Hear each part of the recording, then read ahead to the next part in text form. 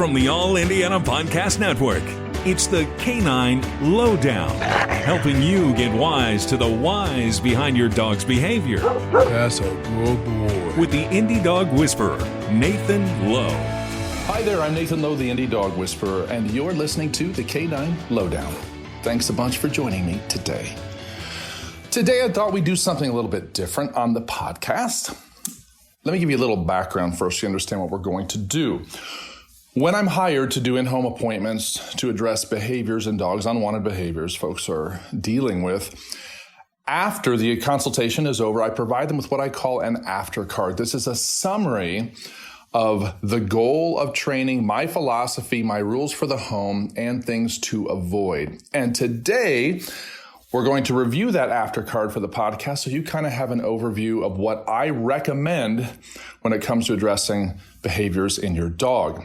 Now, this after card is available on my website, indiedogwhisperer.com. If you just click on after card in the menu, it'll pop up and you can see it there as well. Let's go.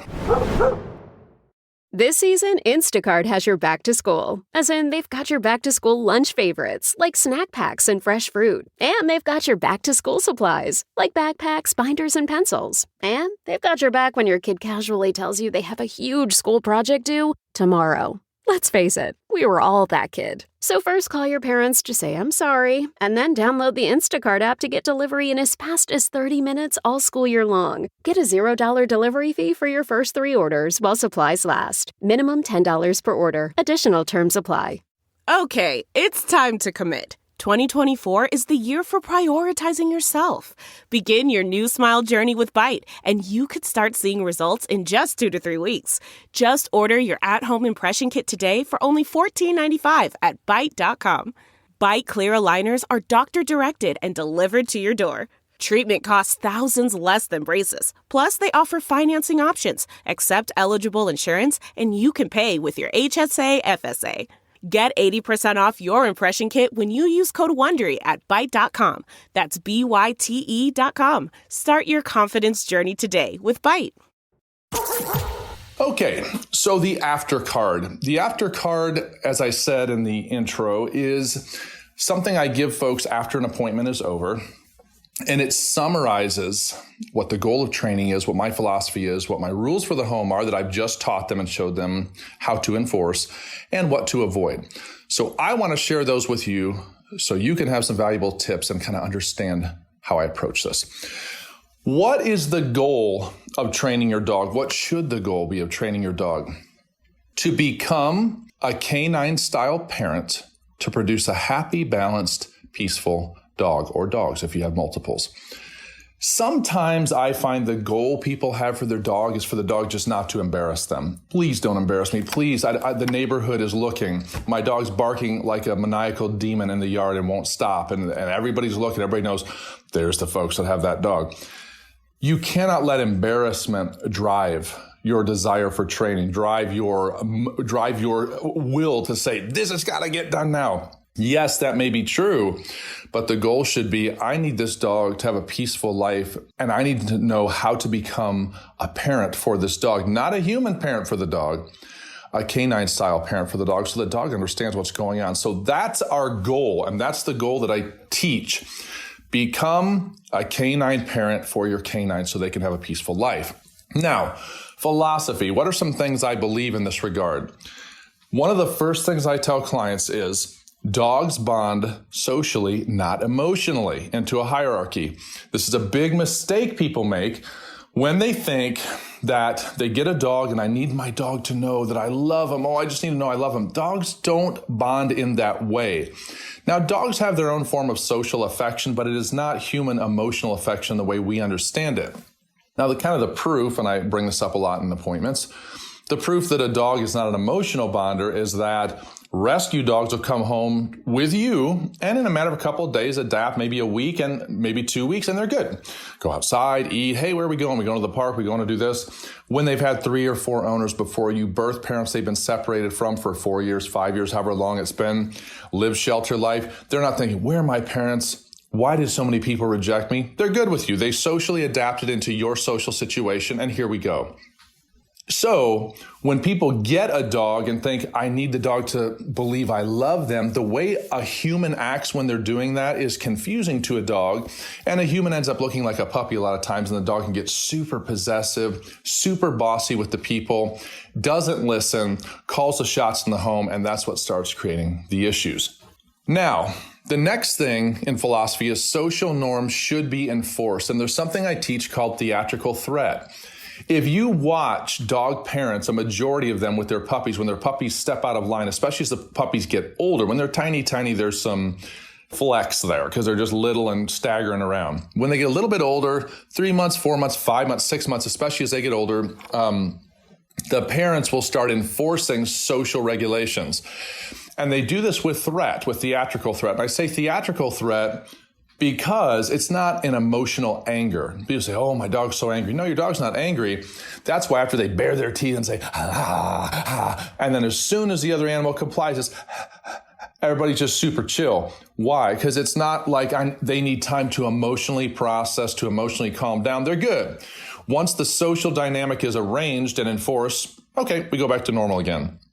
So you have to learn, and I teach people to use body language of what I call theatrical threat to let the dog know, hey, you're violating a social norm. Dog responds, and everybody goes back to chilling out again.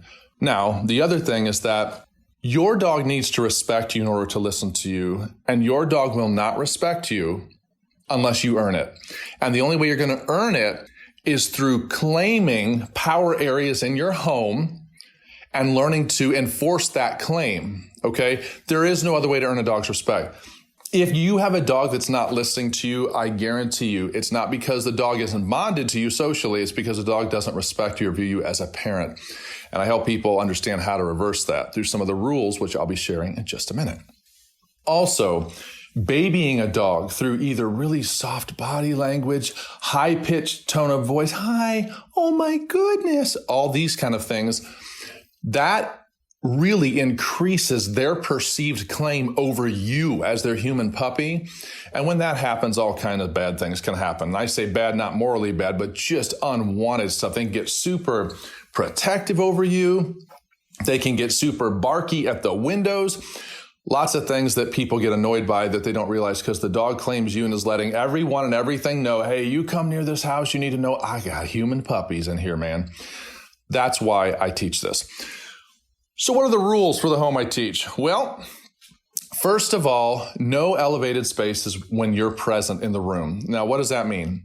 That means that when you're in the living room, whether you're sitting on the couch or sitting in another chair in the living room, they should not be up on stuff. Why is that? Is it because I don't like dogs on couches? No, that's not what it is at all. It's because elevation equals authority to a dog. The higher they are, the more in charge they feel. That's why often you'll see dogs grab a toy and jump up onto something, then scan to see who's coming near them.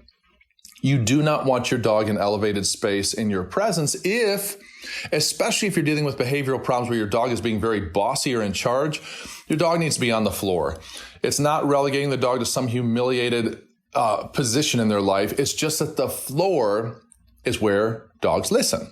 When they elevate, they feel a sense of order giving. And so we want to avoid that. Now, that includes the bed.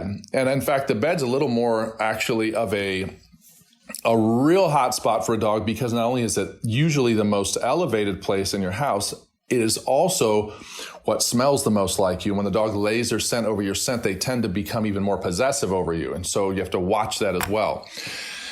Also, number 2 rule, 1 is no elevated spaces. 2 is for them to respect your personal space. Dogs show deference to each other. They show respect by how they come into another animal's personal space. So if you're allowing your dog to just crash your space, jump on your lap, lean against you, muzzle punch you, shove you around, that dog is not respecting you and you're not going to be able to lead that dog properly. They have to respect your personal space. When a dog sits on top of you, you cannot allow a dog to sit on top of you and expect to be able to lead them and navigate them. For them to sit on you is for them to claim you. And what they claim, they have authority over. So you just need to know that messaging.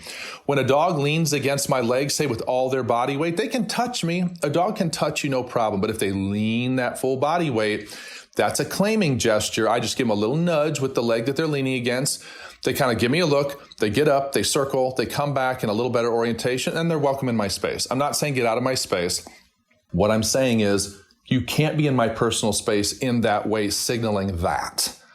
You have to be in my personal space, acknowledging my leadership role by how you're in my space.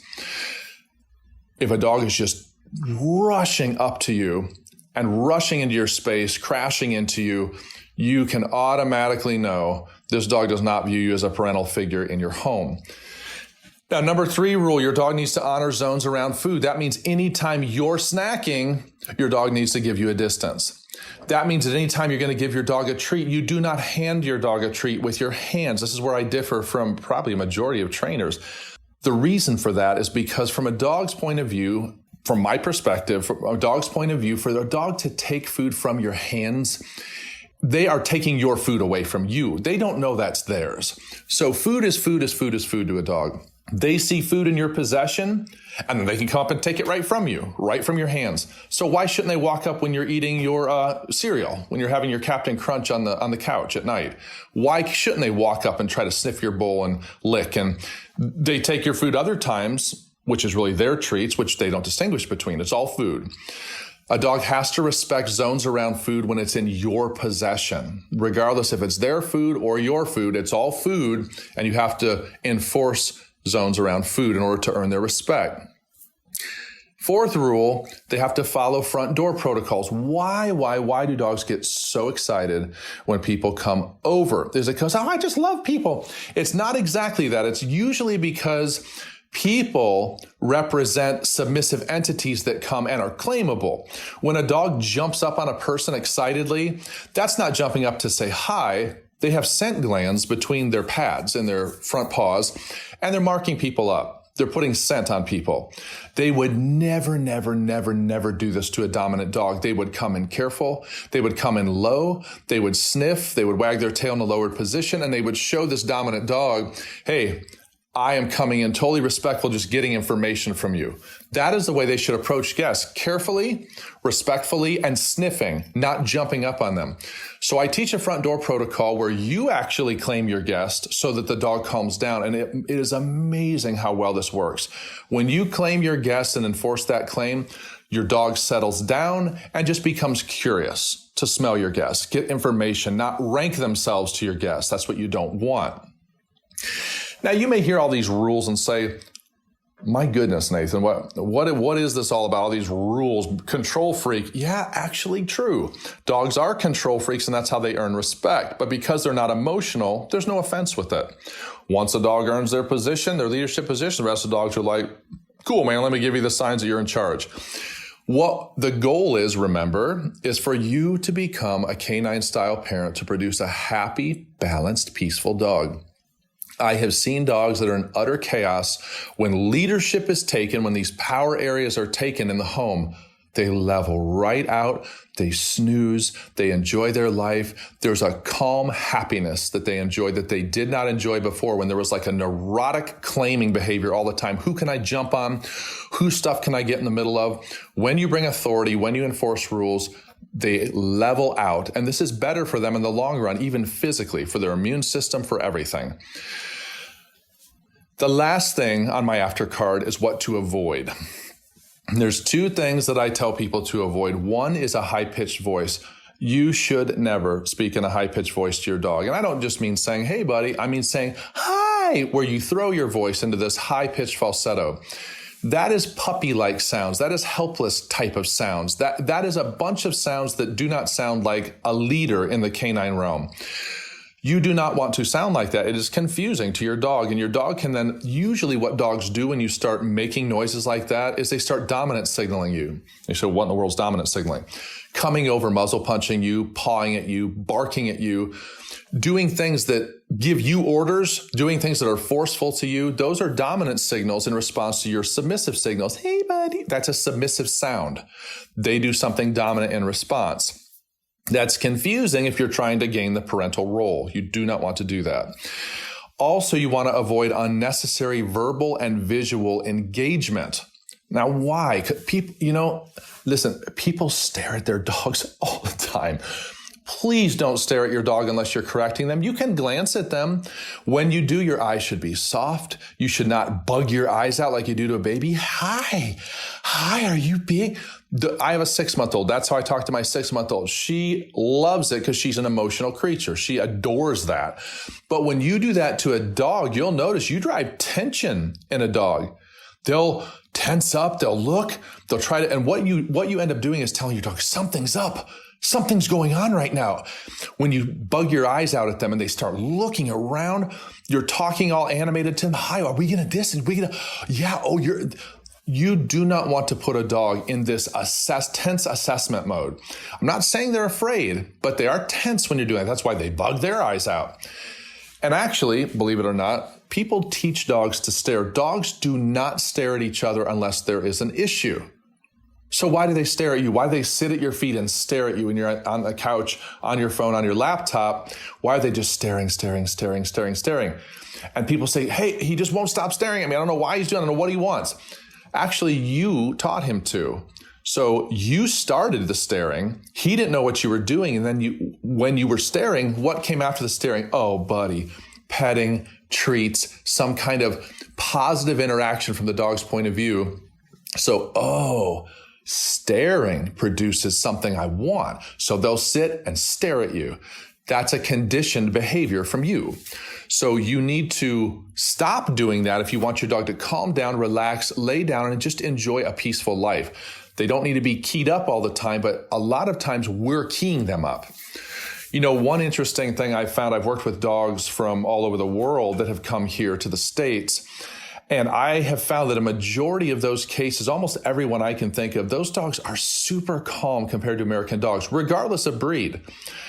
And the reason I have found, and what I believe, is because many times in other countries, people don't converse with their dogs as much as American people do. American people narrate their whole lives to their dog. Are we going to this? Are we going to this? Are we going? Oh, we're going to. And it's a very exciting, high key. Oh, that is really bad for a dog. A dog should only key up over certain things like threat, like hunting. And even when they expend their energy in a huge way, there should be some control mentally. But this neurotic type of energy, you don't want to drive that. That is very, very bad for your dog mentally and physically and psychologically. So this is the after card. The goal: become a canine-style parent to produce a peaceful dog. My philosophy: understanding socially dogs bond, not emotionally, and that you should enforce social norms and earn respect through what you claim. Rules for the home: no elevated spaces, respect your personal space, honor zones around food when you have food, and to make sure your dog, don't tell them, but enforce with your body language that they need to follow front door protocols, and always avoid a high-pitched voice and unnecessary verbal or visual engagement unless you are calm or unless you are giving orders. Thanks so much for joining me on the Canine Lowdown today. It's been an honor to have you with me. If you have questions or comments or would like to book a dog training consultation with me, you can do so by visiting my website, IndieDogWhisperer.com. And incidentally, on that website, you can find a digital copy of this aftercard, which I believe you'll be able to print as well. Thanks for listening to the Canine Lowdown. Join me next time when, once again, I'll help you get wise to the whys behind your dog's behavior. I'm Nathan Lowe, the Indie Dog Whisperer. See you soon. This is the Canine Lowdown with the Indie Dog Whisperer, Nathan Lowe. Be sure to like and subscribe to this podcast, and be sure to check out other great podcasts on the All Indiana Podcast Network. Online now at allindianapodcastnetwork.com.